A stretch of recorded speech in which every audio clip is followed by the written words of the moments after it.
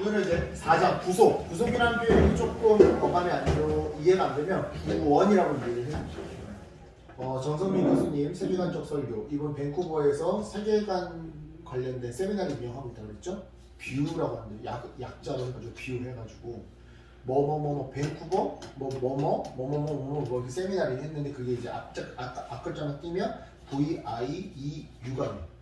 본의 아니게. 그리고 뷰 관점 이렇게 되는 거지. 그래서 뷰라고 하는 학교의 세미나리에 교수로 계시는 분이고, 네. 이분이 이제 성서 유니온에서 세계관적 설교라고 하는 책을 쓰셨어요. 이거 말고 세계관적 성경 읽기라고 하는 책도 있어요. 그것도 굉장히 좋습니다. 그렇습니다. 구속, 배제와 혐오에서 벗어난 구속 공동체, 구원 공동체라고 하는 소제목이 달렸는데 오늘 구원에 대해서 보도록 할게요. 먼저 구원의 특징 세 가지를 한번 살펴볼게요. 우리 지난 시간에 배웠지만 전통적인 기독교 세계관의 축 세 가지는 뭐라고 했어요? 창조, 타락, 구원. 네. 그 중에서 이제 마지막 축인 구원에 대해서 살펴보려고 하는데 월터스라고 하는 학자는 죄를 무효화시키고 모든 곳에 미친 죄의 영향력을 점진적으로 제거하려는 노력을 통해 창조세계의 선함을 회복하는 과정이다. 자, 그래서 이 구원의 특징 세 가지를 볼게요. 자, 모든 곳에 미쳤다, 죄가. 따라서 구원은 뭐예요? 포괄적인 거예요. 죄가 모든 것에 미쳤기 때문에 구원 역시 모든 것에 미쳐지는 거야. 포괄적이다. 자, 점진적이라는 단어가 내가 눈에 들어온다고 했지? 그러니까 구속은, 구원은 과정이라는 거야. 우리는 예수님 영접합니다. 그럼 여러분 구원받았습니다. 박수 쳐주고. 이런 집회에 익숙해. 그게 틀린 건 아니야. 하지만 그것의 깊은 의미는 뭘까? 그리고 구원을 과정이라고 이야기하는 이유는 뭘까? 이런 것들을 좀 여러분이 궁금해해야 할 필요가 있다. 또한 구속의 목표는 뭐다? 구속은 단순한 회개가 아니다. 자, 창조세계 선함을 회복하는 거라며. 창세기로 돌아가는 거라며. 그 여기를 보니까 단순한 회개가 아니래. 이건 뭐지? 궁금증을 좀 가지고 있어야 된다. 자, 그래서 구원의 특징 세 가지입니다. 범위 면에서 포괄적이에요. 상태 면에서 완료형이 아니에요. 과정이에요. 구원의 목표는요. 회복은 회복인데 단순한 회개가 아니라는 거예요. 자, 그럼 먼저 구원은 포괄적이다. 이 말의 의미를 볼게요. 우리가 앞서 타락에 대해서 배울 때 타락은 포괄적이다. 범위 면에서. 이런 내용을 배운 적이 있었어요. 따라서 구원도 포괄적이라는 거예요. 죄의 영향력이 모든 것에 미쳤다면 구원의 범위도 당연히 모든 것이 되어야 하겠죠. 심지어 종교활동도 죄의 영향을 받으며 그렇기에 구원의 대상이라는 걸 여러분 명심하셔야 돼요. 이게 사실 오늘 결론까지 이어져가는 가장 핵심 축이거든요. 오늘 강의 내용에. 우리는 종교활동은 죄의 영향력에서 벗어난 거룩한 곳, 거룩한 행위라고 생각하는 경우가 많아요. 하지만 종교활동도 죄의 영향력 아래에 있는 것들이 많아요. 왜냐하면 죄는 포괄적이거든요. 두 번째, 구원은 과정이다. 칭의론적인 면에서 칭의론은 의롭다 칭해준다 이거야. 이건 법적 용어야. 재판장에서 하나님이 판사가 돼서 너 무죄 빵빵빵 해주신다는 거거든. 칭의론적인 면에서 우리의 구원은 지금 죽어도 천국 가는 구원이에요. 칭의론적인 입장에서 우리가 죽어서 하나님 심판대 앞에 섰을 때 너 예수 믿는구나 땅 해주면 지금 죽어도 천국 가는 구원이라는 거예요. 칭의론적인 면에서는. 그런데 성화론적인 면에서 십자가와 부활 사건 이후 완성된 하나님 나라가 바로 도래한 것이 아니잖아요. 우리는 여전히 하나님 나라 그 계획의 종착점을 향해 나아가는 중이잖아요. 그렇기 때문에 우리의 구원 또한 완성된 게 아니라는 거예요. 자, 두 가지를 설명해줄게. 우리는 이미 already 이미 구원받았어. 하지만 완성된 건 아니라는 거야. 마치 하나님 나라가 예수 그리스도의 십자가 사역으로 시작되었지만 아직 완성된 게 아니듯이 이 땅 가운데 하나님 나라 모든 지구상에 하나님 나라가 세워진 건 아니잖아. 그치? 낮 예신 것처럼 우리의 구원 또한 이미 받았어. 하지만 아직 완성을 향해 가야 된다는 거야. 무슨 말 이해하시겠어요? 더 쉽게 얘기해 볼게요. 두 번째로 더 쉽게 얘기해 볼게요. 지금 죽어도 천국 가요. 근데 문제는 내가 지금 안 죽잖아. 물론 내가 교통사고 당해서 지금 집에 돌아가는 게 죽을 수도 있겠지. 하지만 안 될 수 있는 확률이 더 높은 거잖아. 내가 당장 지금 안 죽는다는 게 문제지. 내가 스스로 지금 당장 내 목숨을 끊을 게 아니라는 게 중요한 거지. 그치? 우리 현실을 살아간다는 거잖아. 그러니까 지금 죽어서 천국 가지만 그거는 죽었을 때 이야기고 나는 아직 안 죽었고 죽으려면 아직 멀었고 내 죽음을 예측할 수가 없고 나는 주어진 오늘의 내 삶을 살아야 한다는 거지. 그런 면에서는 구원은 아직 과정 속에 있다는 거야. 성화의 과정 속에 있다는 거지. 이해하시겠어요? 이렇게 이해하면 돼요. 좋아요. 하나님의 나라는 예수님의 십자가 사건으로 공생애로 이미 왔으나 아직 완성되지 않았습니다. 마찬가지로 나의 구원도 이미 받았지만 아직 완성되지 않았습니다. 이걸 이렇게 얘기해보자. 나는 칭의, 의롭다 여김 받았지만 성화의 과정 속에 있습니다. 영화를 바라보며 영화의 목표를 바라보며 이렇게 얘기하는 거예요. 그래서 마치 내가 예수 믿었으니까 난 이제 끝이다. 그냥 신앙생활 열심히 하면 된다. 이 말은 반만 맞는 말이에요. 순교보다 어려운 게 성화야. 무슨 말이냐면 이벤트, 순교는 이벤트야. 성화는 매일매일의 삶이야. 세 번째, 구원은 단순 회귀가 아니다. 자, 구원을 회복이라 이해할 수 있어요. 창조의 원형으로 돌아간다. 회복이라 이해할 수 있어요. 하지만 이때 회복은 회귀가 아니라는 거예요. 왜냐면 성경적 의미에서 회복은 성장, 성숙이거든요. 우리 전에 창조에서 배웠지만 하나님의 창조는 완벽이 아니다. 마치 신생아와 같은 거다. 이 신생아가 앞으로 건강하게 자라나가야 할 숙제가 있는 거잖아요. 마찬가지로 회복이라는 건요, 단순히 신생아로 돌아가는 게 아니라는 거예요.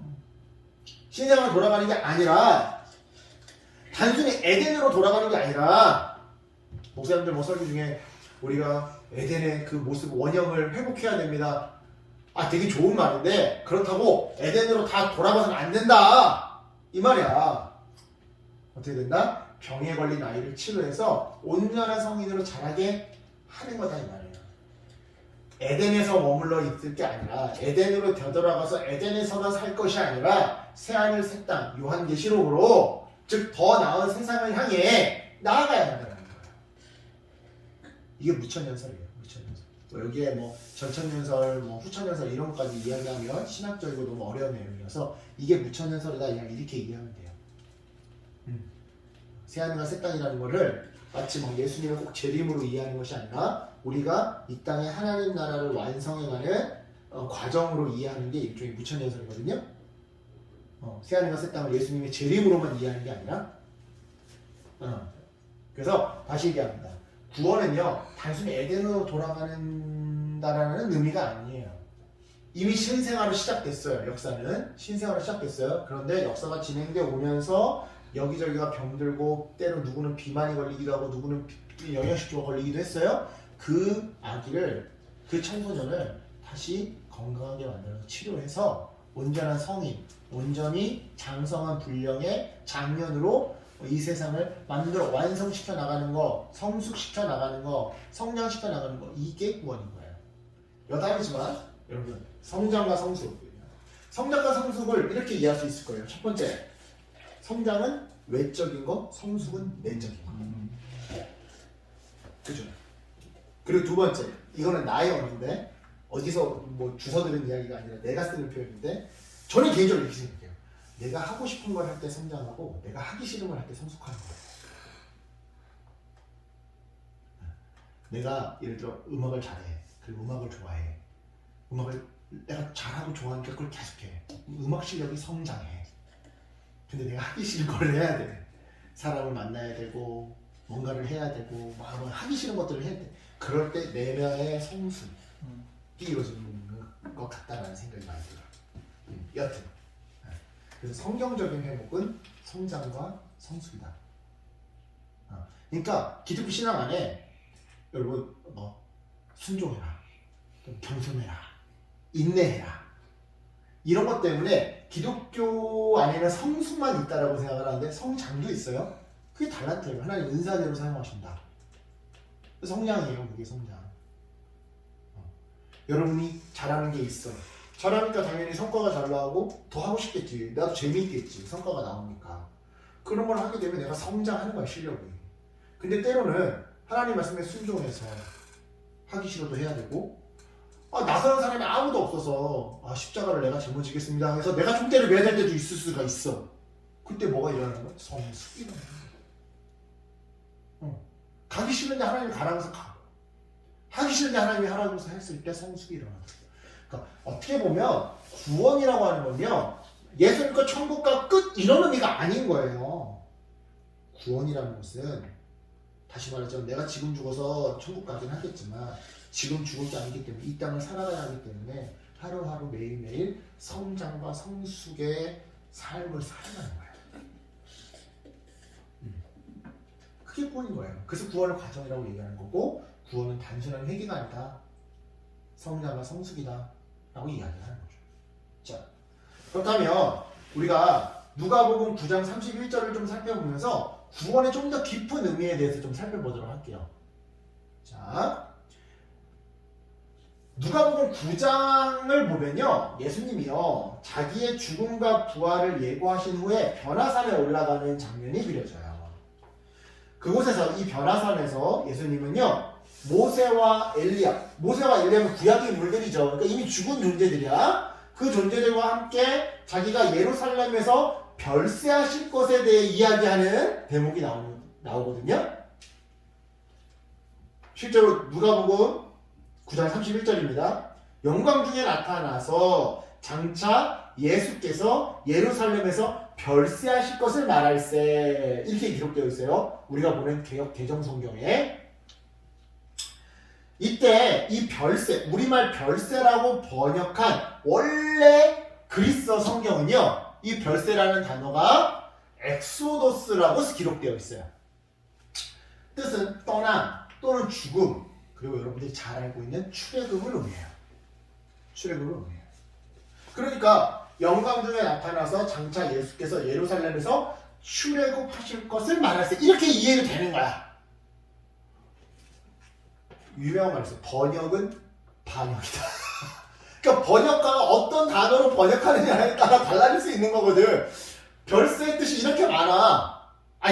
엑소도스의 뜻이 이렇게 많아. 별세라는 뜻도 있고, 떠남이라는 뜻도 있고, 죽음이라는 뜻도 있고, 출애굽이라는 뜻도 있어. 그럼 내가 번역가라고 해봐봐. 그럼 내가 출애굽이라는 단어를 선택해서 번역할 수도 있는 거잖아. 그럼 이렇게 이해할 수 있다고. 영광 중에 나타나서 장차 예수께서 예루살렘에서 출애굽하실 것을 말할세. 즉 예수님은 모세와 엘리야와 더불어 자기의 십자가에서의 죽음, 이게 뭐예요? 십자가의 죽음이 구원 사건이잖아, 우리한테는. 그치? 근데 십자가에서의 그냥 죽음이 아니라 십자가에서의 출애굽을 이야기하셨다 이거예요. 무슨 말인지 이해하시겠죠? 십자가에서의 죽음, 이게 우리에게는 구원 사건인데 십자가에서의 죽음은 다르게 이해하면 십자가에서의 출애굽이다 이거야. 그러니까 우리가 예수님께 받은 구원 사건은 십자가에서의 출애굽이다라고 이해해도 된다 이 말이야. 그럼 예수님의 출애굽에 대해서 좀 생각을 한번 해볼게요. 출애굽. 하나님이 이스라엘 12지파를 이스라엘 나라로 만드신 사건이에요. 출애굽 사건은. 그죠?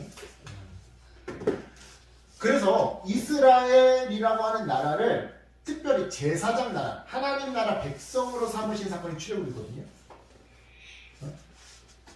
그렇다고 한다면 출애굽을 예수님의 십자가에서 죽음 사건으로 이해를 해봅시다. 아까 전에 그 별세 때문에 12제자 공동체를 새로운 이스라엘, 진정한 이스라엘, 영적 이스라엘로 만드신 사건이에요. 그러니까 지금 예수님 당시 팔레스타인에 살고 있던 사두개인과 바리새인으로 대표되던 유대인들의 그룹이 이스라엘, 구약의 이스라엘을 계승하는 이스라엘이 아니라 너네 12제자 공동체가 구약의 이스라엘을 계승하는 진짜 영적인 이스라엘이다 라고 만드신 사건이다 이 말이에요. 나아가서 그 12제자 공동체를 단순히 새 이스라엘로 만드시고 끝나는 게 아니라 어떤 사명? 제사장 사명을 주신 사건이다 이 말이에요. 이게 딱 대비가 되는 거죠. 이해하시겠죠?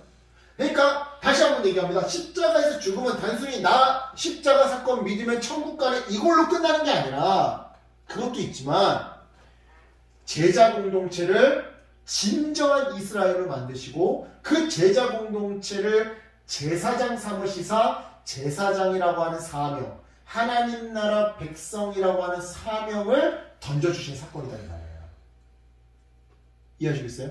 그러니까 다시 얘기합니다. 여러분이 받은 구원은 그냥 예수님 십자가에서 나를 대신해서 죽으신 것을 믿고 천국 가고 끝나는 게 아니라 여러분이 받은 구원은 뭐예요? 여러분이 영적인 이스라엘이 됐다는 의미인 거고 플러스 알파 여러분은 이 세상의 제사장적 존재라고 하는 사명을 받은 사건이다 이 말이에요. 이런 점에서 예수님의 십자가가 이룬 구속의 의미를 좀 더 풍성하게 이해하기 위해서 구약의 출애굽을 조금만 더 살펴볼 필요가 있습니다. 자, 출애굽, 구원의 의미를 알려줘요. 출애굽 사건을 좀 더 살펴보면 자, 출애굽은요 크리스토퍼 라이트라고 하는 학자에 의하자면 난민으로 애굽에 왔던 소수민족 이스라엘이 독립된 국가를 이루게 되는 정치적 해방 사건이라는 거예요. 맞잖아요. 야곱이 팔레스타인 지방에 기근이 들어서 그죠? 요셉 뺑 믿고 자기 가족 식구들 다 데리고 난민으로 애굽으로 간 사건이잖아요. 갔는데 얘네들이 수가 늘어나고 왕조가 바뀌면서 기존의 왕조와 다르게 새롭게 들어온 왕조가 이 이스라엘 민족을 억압하고 탄압하고 소수민족이라는 이유로 또 자기네들이 터부시하는 그런 양을 치는 이 목축업을 하는 사람이라는 이유로 억압을 하고 핍박을 했을 때 다시 하나의 국가로 탈출하게 된 정치적 해방 사건이잖아요. 그죠?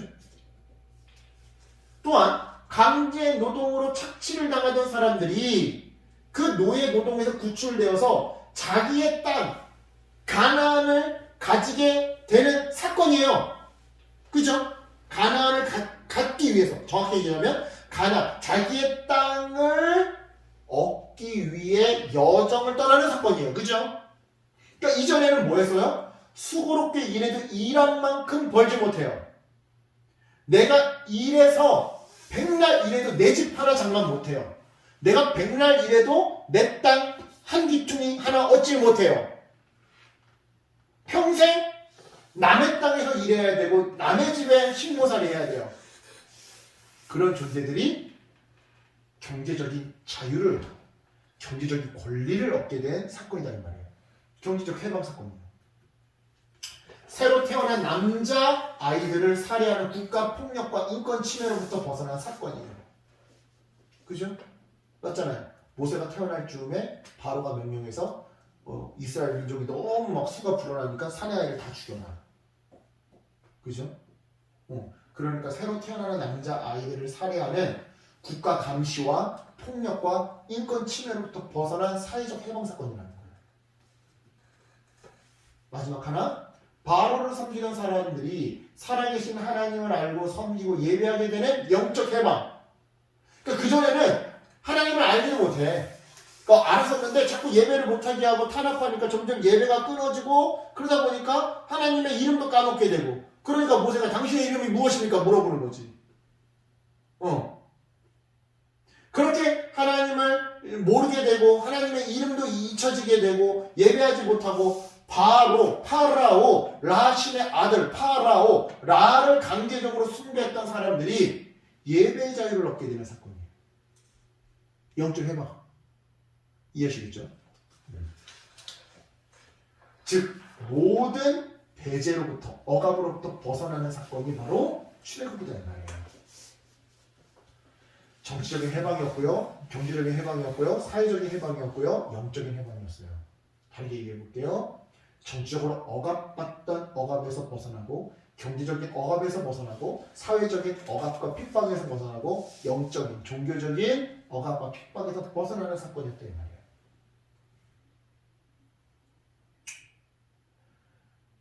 따라서 출애굽은 다시 말씀드리지만 모든 배제로부터 벗어난 사건이었습니다. 모든 배제로부터 벗어난 사람들이 제사장 나라 백성이 된 사건이었어요. 그냥 해방하고 끝나는 것이 아니라 그들의 신분이 제사장으로 승격되는 사건이었어요. 그냥 자유를 얻고 끝나는 게 아니라 그들에게 역할, 책임, 뭐라 해야 될까요? 사명이 주어지는 사건이었어요. 여러분 혹시 그 영화 봤어요? 쇼생크 탈출에서 보면 뒷부분을 보는 모습으로 나이 많이 들어서 만기 출소한 사람들, 할아버지들이 자살하죠. 왜 자살해요? 여러 가지 이유가 있는데 그 중에 하나 사회에 나왔는데 자신들의 역할이 없고, 자신들을 찾는 사람도 없고, 할 수 있는 일도 별로 없고, 써주는 데도 별로 없고, 관계는 다 찾아내고, 삶의 의미가 없는 거지. 삶의 목표가 없고 목적이 없는 거야. 단순히 배제, 단순히 감옥에서 나왔다고 해서 끝이 아니라는 거지. 이 사람에게 새로운 삶의 목표, 목적을 줘야 되는 거야. 삶의 의미를 부여해 주는 거지. 의미를 부여해 주는 거야. 넌 제사장이야. 원래 그래요. 여러분, 노예로 오래 살았던 사람은요, 갑자기 자유를 주면 뭘 해야 될지 몰라 당황해요. 시키는 것만 하던 사람들이 막상 자유를 얻잖아. 너 하고 싶은 대로 해서 너는 뭘 해야 될지 몰라. 때 되면 밥 주고 때 되면 일하고 이러던 곳에 있던 사람들이 그런 거 아무것도 안 시키는 환경에 놓여버리면 당황하는 거지. 나 뭐 해야 돼? 아무도 나한테 뭘 하라고 지시를 안 해줘. 무조건 자유를 준다고 해서 다 좋은 게 아니에요. 삶의 의미, 목적, 사명을 던져줘야 되는데 그걸 던져준 사건이었던 거야. 너네는 그냥 던져진 존재가 아니라 죽음을 향해. 제사장 백성이 세상의 모든 배제를 무너뜨리고 포용하라는 그 제사장 사명을 받은 사건이란 말이야. 자, 봐봐요. 얘네가 모든 배제로부터 벗어났죠? 그래서 제사장이 됐죠? 그러면 우리가 당연히 쉽게 유추할 수 있어. 얘네들이 해야 되는 사명은 뭐야? 자기네들이 배제로부터 벗어났잖아. 그러니까 누군가를 배제로부터, 억압으로부터 벗어나게 해주는 게 자신들의 새로운 삶의 의미가 되는 목적이 되는 거지. 10장 사건 볼게요. 죄의 문제가 해결돼서 하나님과 나와 옆사람과 세상과 그 관계가 회복된 사건이었어요. 하나님과 관계가 회복된 사람들이 제자 공동체가 되는 사건이었어요. 이 제자 공동체가 하나님과 사람들과의 관계를 회복시켜라라고 하는, 그 사람과 그 사람 사이의 관계를 회복시켜라, 그 사람과 이웃과의 관계를 회복시켜라, 그 사람과 세상과의 관계를 회복시켜라 라고 하는 사명을 받은 사건이라는 거예요. 다시 얘기하지만 십자가 사건은 나 이제 구원받아서 죽어도 천국 가네 이 사건으로 끝나는 게 아니라 플러스 알파, 마찬가지로 너도 관계가 어그러져 있는 사람들의 관계를 회복시켜주는 삶을 살아라 라고 하는 사명을 받은 사건이다 이 말이에요. 그러면 창세기로 더 가볼게요. 다시노 세계관이 만들어내는 혼돈과 공허를 승리하신 사건이에요. 자, 기독교, 무슬림은 좀 나중에 이야기하기로 하고, 무슬림은 어떻게 보면 기독교에서 파생된 이단이라고 볼 수 있는 거거든. 이건 나중에 뭐 이슬람에 대해서 좀 더 이야기할 일이 있을 때 내가 얘기를 해줄게요. 아무튼 네. 무함마드 알리 나오기 전에, 무함마드 알리가 아니지, 무함마드지, 무함마드 나오기 전에 일단 구약 세계관에서 그 옛날 세계관에서 모든 세상은 다 다신론 세상이야. 메소포타미아 문명 다신론이지, 이집트 나일강 문명 다신론이야, 그지? 중국 황하 문명 다신론이야. 유일신이 없어. 근데 내가 전에도 그랬지, 신화는 욕망의 투사야. 신화는 욕망의 투사야. 신화를 왜 만들어? 계급의 정당화를 만드는 거야. 얘는 피라미드 정점에 있는 얘는 가장 높은 상급신의 분신이래. 피라미드 중간에 있는 애들은 중급신의 분신이래. 피라미드 가장 하층에 있는 불가척축민들. 불가척축민들은 하급신의 분신이에요. 근데 신화를 봤더니 얘들아 봐봐. 너는 그렇거든. 너는 분신이거든. 그런데 얘들아 이거 신화를 봐봐. 신화를 봤더니 하급신들은 일하고 상급신들은 하급신들이 노동해서 벌어온 걸 가지고 먹고 살지? 그럼 너는 일해.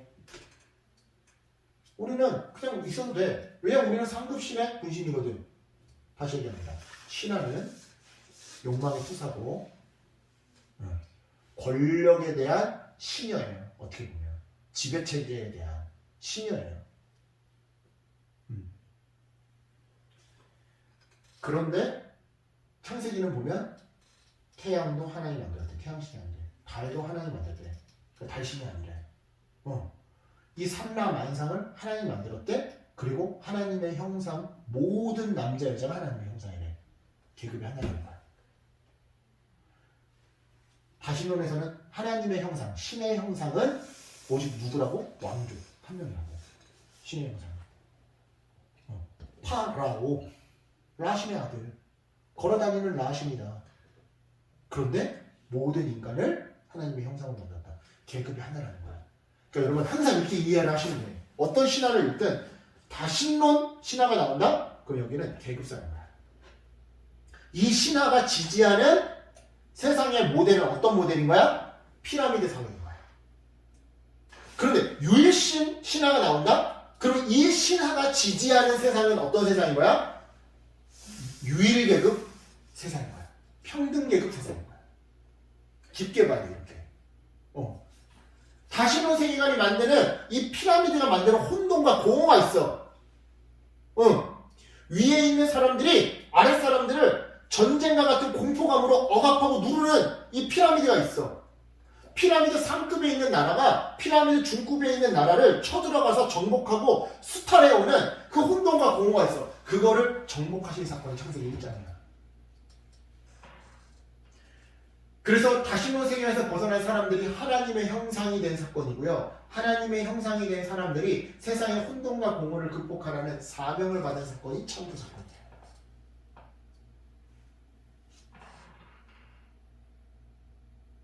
여러분, 타락이란 하나님과 관계가 어그러진 죄인이 만들어낸 산물이에요.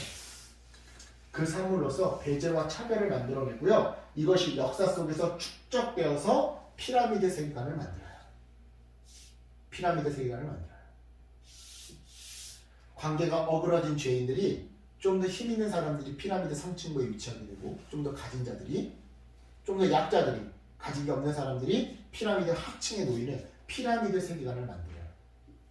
여러분, 원래 요한계시록이 그래서 피라미드 세계관을 전면적으로 이렇게 저항하는 저항의 책이 원래 요한계시록이에요. 그래서 사실은 나중에 기회가 되면 이렇게 보자면 구원이란 뭐예요? 예수님의 제자가 된다는 것이고, 예수님의 제자가 된 사람들이 내 안에 있는 하나님의 형상을 회복해서 세상을 유지보수하는 제사장이 된다는 거예요.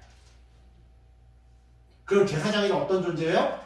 하나님과 사람들 사이의 관계를 회복시키며 이를 통해 배제와 차별을 허물고 포용을 통해서 유일신적 세계관을 만드는 존재, 피라미드를 없애는 존재입니다. 과연 제사장이라고 자부하는 교회가 이 일을 얼마나 잘 감당하는지 한번 살펴보자 이 말이에요. 죄의 영향을 받은 종교와 신앙은요, 이제 그 종교에 대한 헌신으로 인해 다시 누군가를 배제하는 악을 행하기도 해요. 무슨 말이냐면 우리 제사장이래요. 배제와 억압을 해결해야 된대요. 그런데 우리가 다시 종교라는 이름으로 배제와 억압을 행하고 있다는 것이죠.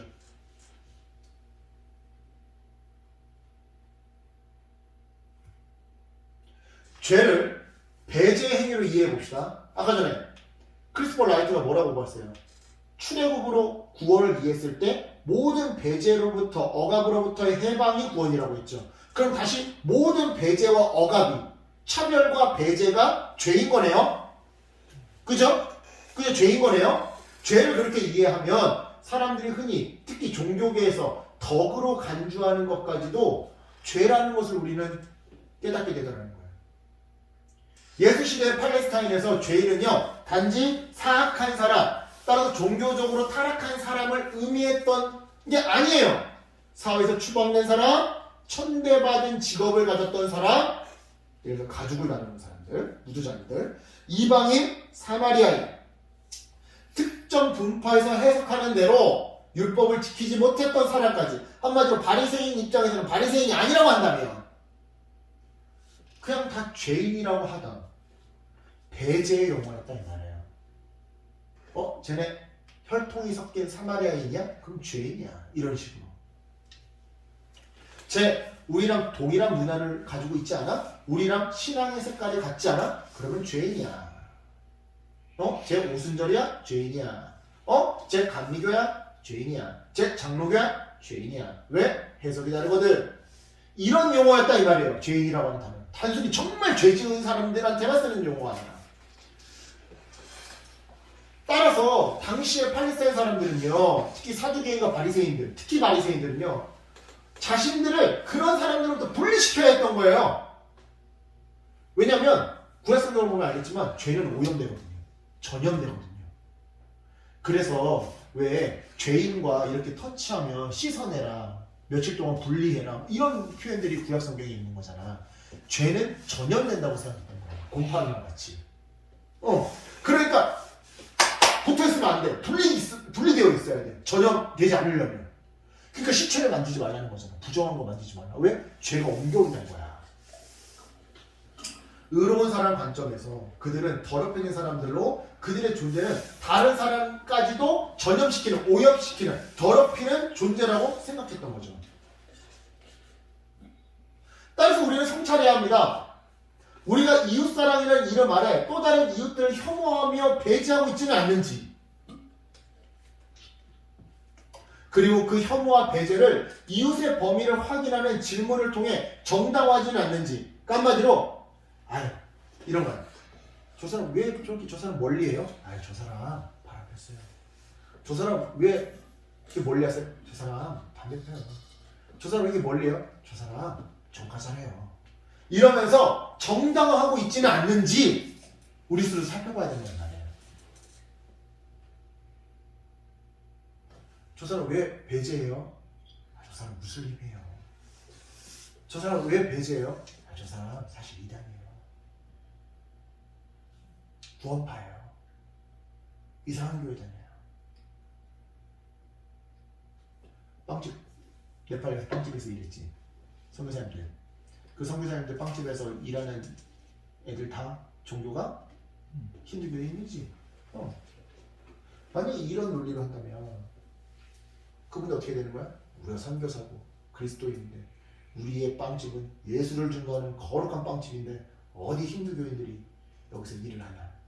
적어도 예수 믿는다고 하고 종교를 바꿔 이렇게 와야지 빵집에서 일하게 해주지. 이런 논리가 돼버리는 거야. 근데 그분이 그렇게 안 하잖아. 그치? 그러니까 그분이 잘하고 있다 그 뜻이야. 그렇게 안 하고 있는 그분들이 잘하고 있다 이 말인 거야.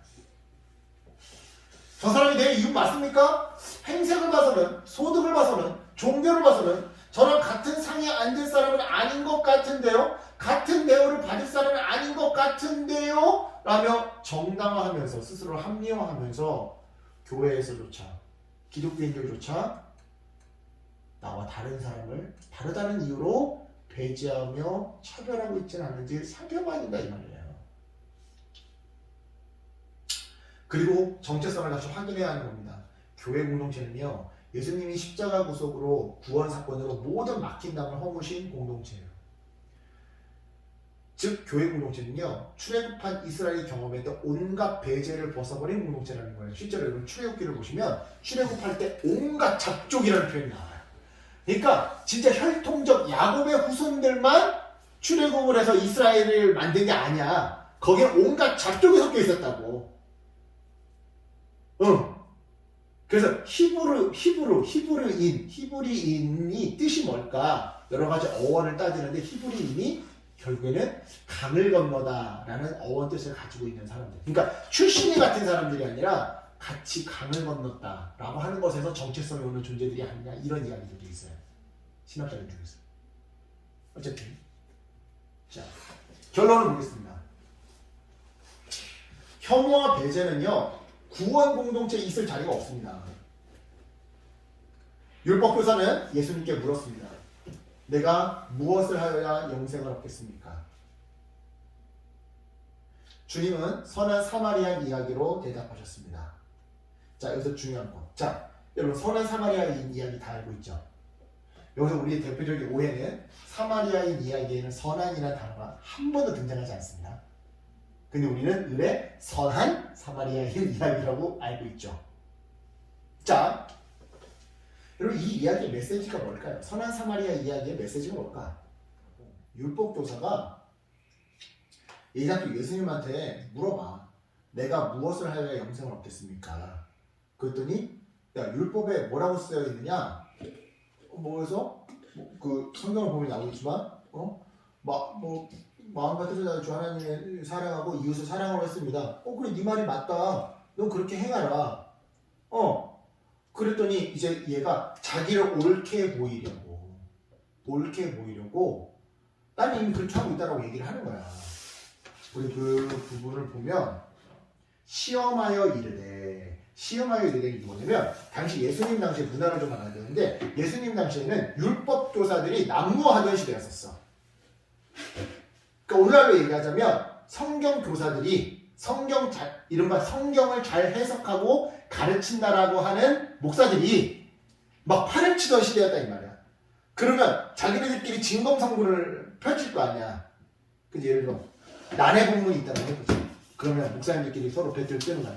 자, 목사님 이 본문에 대해서 어떻게 해석하세요? 저는 이렇게 해석합니다. 목사님은 어떻게 해석하세요? 난 이렇게 해석합니다. 그러면 사람들이 이제 쇼미더머니 하고 심판하고 판정하듯이 사람들이 이 사람의 해석이 더 멋있네. 와 하면서 이러면서 대결을 하던 시대야. 그러니까 시험하여 이르되라는 것 자체가 벌써 지금 예수님을 시험하는 거야. 예수님이 지금 너무 사람들한테 대중들한테 인기를 끌고 있으니까 이 사람을 시험해보고 싶은 거야. 시험에서 대결을 하고 싶은 거지. 일종의 대결을 하고 싶은 거지. 그래서 어떻게 한 거야? 야, 영생을 얻으려면 어떻게 해야 됩니까? 라고 물어본 거야. 이게 그 당시에 가장 공식 그 배틀 언어였을 때. 이 질문에 어떻게 대답하느냐에 따라 얘가 진짜 겁나 유능한 율법교사네? 얘 좀 찌질이네? 이거를 판가름하는 그 가늠새였다라는 거지. 판가름하는 기준이었다라는 거지. 그러니까 이거 물어봤어. 그러니까 예수님이 이렇게 하래. 그러니까 여기서 지금 아까 전에 29절에 그 사람이 자기를 옳게 보이려고 하지. 이 옳게 보이려고가 자기가 이겼음을 또는 정당함을 보이려고 이런 뜻이래. 그러니까 이거는 함정이야. 왜 함정이냐면 예수님이 이 누가복음 10장 이전 계속 읽어보잖아. 자꾸 죄인의 친구, 세리의 친구, 술 취한 자의 친구, 창녀의 친구 이렇게 나오는 거야. 잃은 양을 구원하러 왔다 이런 식으로 얘기를 하는 거야. 그러니까 함정에 빠뜨리는 거야. 다시 얘기하지만 바리새인들은 이웃이 누구야? 율법을 지켜야 되는 거야. 혈통적 유대인이어야 되고 율법을 다 지키는 사람만 이웃이야. 근데 예수님이 너의 이웃은 창녀고 술 취한 자고 이방인이고 사마리아인자 이래버리면 당신 틀렸어. 그 사람들 혈통도 꼬였고 율법도 안 지키는데 그 사람 어떻게 이웃이 될 수 있겠어? 하면서 물고 늘어지면서 자기가 이긴 것처럼 보이려고 이 질문을 한 거지. 그러다 갑자기 예수님이 이야기를 해요. 어떤 사람이 예루살렘에서 여리고로 내려가다가 강도를 만나매 강도들이 그 옷을 벗기고 때려 거의 죽은 것을 버리고 갔더라. 쭉 이야기 나와요. 자, 그러다가 33절에 어떤 사마리아 사람은 여행하는 중 거기를 이뤄 그를 보고 불쌍히 여겨서 가까이 가서 기름과 포도주를 그 상처에 붓고 싸매고 자기 짐승에 태워 주막으로 내려와서 돌봐주니라. 그 이튿날 그가 주막 주인에게 데나리온 둘을 내어주며 이르되 이 사람을 돌봐주라. 비용이 더 들면 내가 돌아올 때 갚으리라 했으니 네 생각에는 이 세 사람 중에 누가 강도 만난 자의 이웃이 되겠느냐? 누가 강도 만난 자의 이웃이 되겠느냐? 자, 이 질문은요 이렇게 이해하셔야 돼요. 한마디로 율법교사, 너가 강도 만났다고 생각해봐라. 너가 강도 만났다고 생각해봐. 근데 제사장은, 레위인들은 율법을 핑계 삼아 너를 안 구해줄 거야. 왜냐면 이 사람 만약에 구해줬는데 이 사람이 구해주는 중간에 순환과 나오는 거야. 그럼 어떻게 돼? 부정한 사람이 되는 거야. 시체를 얹어서 자기도 부정한 사람 되는 거지. 그럼 제사장은 애인이잖아. 업무 복귀해야 되는데 업무 복귀를 못해. 시체를 만들면 며칠 동안 정결의식을 거쳐야 되거든. 율법에 의하면.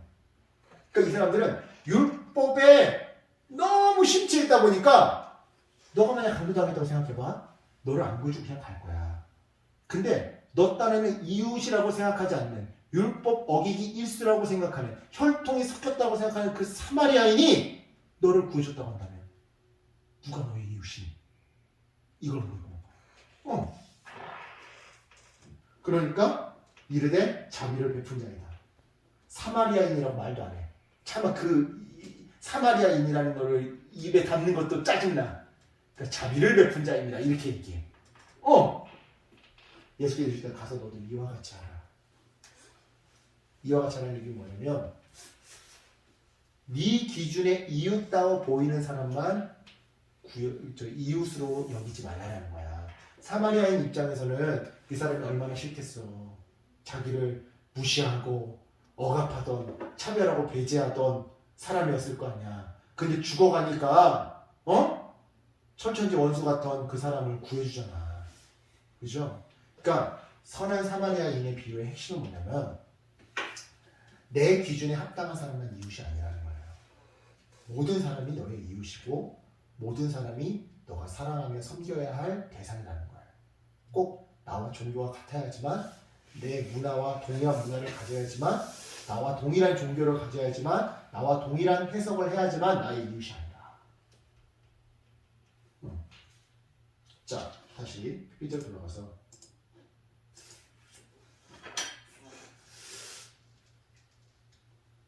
누구인지도 모르는 어떤 사람에게 그동안 공동체에서 배제하고 신앙의 이름으로 혐오하던 사람들에게 나와 기준이 다르다고 문화가 다르다고 종교가 다르고 신앙이 다르고 해석이 다르다고 혐오하던 사람들에게 자비를 베푸는 이웃이라. 이 명령을 행할 때 우리는 진정 차별과 배제로부터 구원받은 제사장, 그 구원의 의미와 목적대로 살아가는 진정한 하나님의 형상이 된다는 말이에요. 이게 구원의 의미.